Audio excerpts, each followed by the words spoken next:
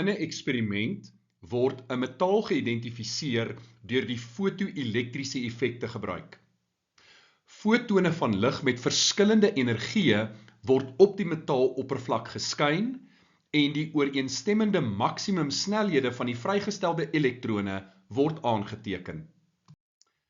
Die grafiek hieronder toon die verwantskap tussen die kwadraat van die maksimum snelhede van die vrygestelde elektrone, Vmax kwadraat, en die energie van die invallende fotone. Die waarde van X is onbekend. Vir 2 punte, definieer die term werksfunksie. Die werksfunksie, W0, ook bekend as die arbeidsfunksie, is die minimum energie benodig om 'n elektron uit die oppervlak van 'n metaal vry te stel. Een van die metale in die tabel hieronder is in hierdie eksperiment gebruik. Vir 4 punte, gebruik 'n toepaslike berekening om die metaal wat gebruik is te identifiseer. Op jou formuleblad, die energie van 'n invallende foton, dis E, is gelyk aan die werksfunksie plus die maksimum kinetiese energie van 'n vrygestelde fotoelektron. Nou kyk na jou grafiek. Hier het ons reeds die energie van die invallende fotone. Met ander woorde, die X-waarde is E. Die werksfunksie, dit moet ons bepaal.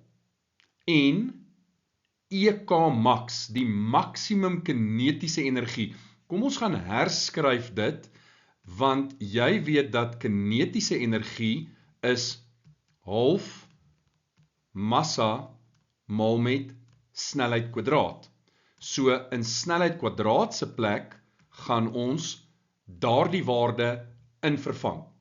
So as ons nou kyk na wat ons het 'n waarde vir E, ons is op soek na 'n waarde vir die arbeidsfunksie, half is 'n konstante, die massa gaan die massa van die fotoelektron wees. En dit is die massa van 'n elektron, jy kry dit op jou formuleblad.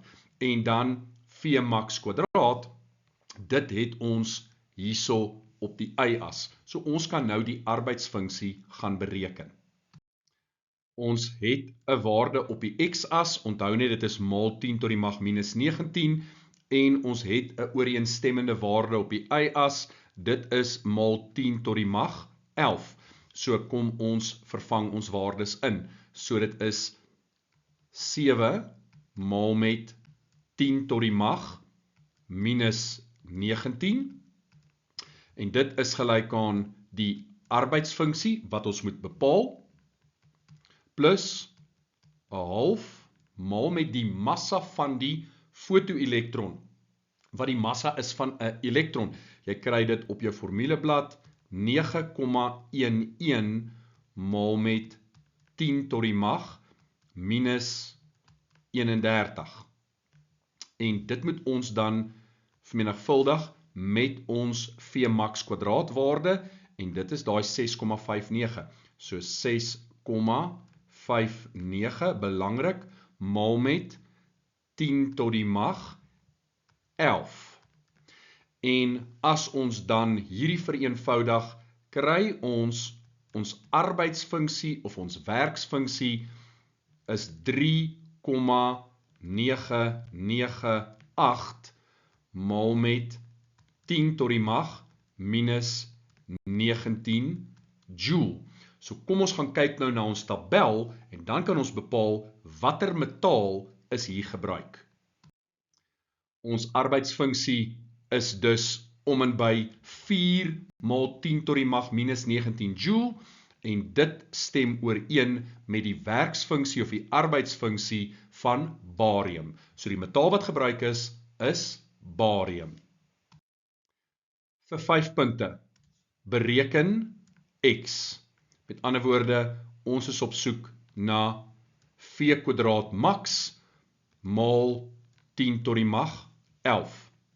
So, as ons kyk na ons inligting, ons het die energiewaarde. dis daai 5,4 mal 10 tot die mag minus 19. Ons het ons werksfunksie, want ons gebruik steeds barium as metaal, daai waarde gaan konstant bly.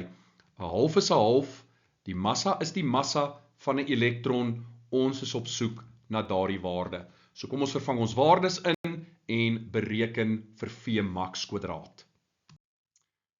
Ons energie is 5,4 mal 10 tot die mag minus 19.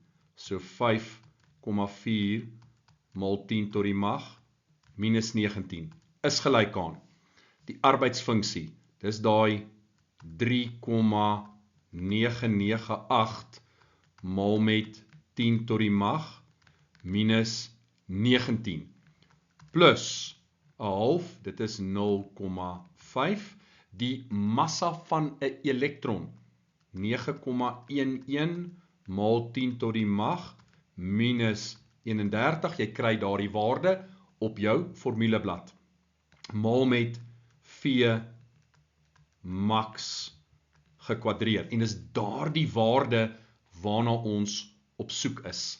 So, ons kan dit vereenvoudig, dan kry ons 1,4 mal 10 tot die mag minus 19 is gelyk aan 4,555 mal 10 tot die mag minus 31 mal met V max kwadraat.